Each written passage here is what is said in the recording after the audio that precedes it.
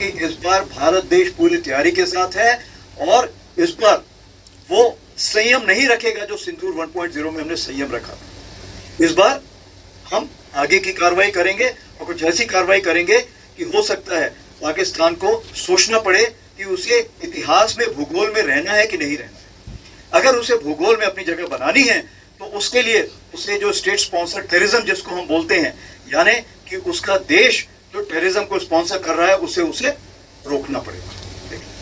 तो आप अपनी पूरी तैयारी करके रखिए और अगर परवरदिगार चाहेंगे, भगवान चाहेंगे, भाई गुरु चाहेंगे तो बहुत जल्दी ही आपको मौका मिलेगा। उसके लिए all the best. Because of this strikes, there have been radars at least 4 places, command and control centers at 2 places, runway of course damaged at 2 places.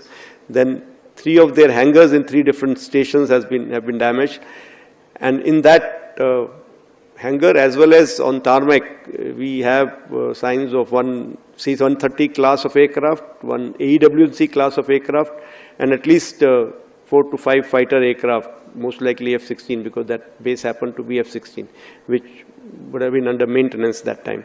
Along with that, one SAM system which has been destroyed. And so these are the strikes that, the destruction that has taken place on ground by our strikes. And as far as air defense part is concerned, we have clear evidence of one long-range strike which I talked about, more than 300 kilometers, which happens to be either an AEW&C or a SIGINT aircraft. Along with that, 5 fighters, that high-tech fighters of between F-16 and JF-17 class is what our system tells. India जल्द ही पाकिस्तान के ऊपर फिर हमला करने वाला है, ऐसा India के जनरल ने कह दिया है और बोला कि जल्दी ही आप लोगों को मौका मिलने वाला है एक बार फिर से पाकिस्तान को मिटाने का। अगर भगवान चाहेंगे, परमात्मा चाहेंगे तो पाकिस्तान को नक्शे से ही मिटा दिया जाएगा। अब की बार दोस्तों, यह बात इसलिए कह रहे हैं कि वह बार बार आतंकी को कश्मीर में भेज रहा है और जम्मू कश्मीर के सभी लोगों को परेशान कर रहा है, हमले करवा रहा है। बार बार इसी आक्रोश में भारत के जनरल ने निर्णय लेने की सोच ली है कि अब की बार उसको मिटाना ही है। और दोस्तों, पोक को लेने की बारी आ गई है, क्योंकि पीओके में बहुत ज्यादा नरसंहार कर रही है।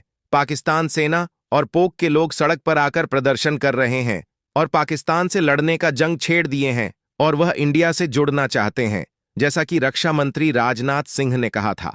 तो दोस्तों, यह हमला करने वाली बात जनरल ने पाकिस्तान बॉर्डर पर ही किया, राजस्थान में, और पाकिस्तान शाहबाज शरीफ एकदम डरे शाह में हुए हैं। और जनरल की बात कहीं सच ही ना हो जाए, बिलावल भुट्टो और उनके जनरल का रोना रोना आ रहा है।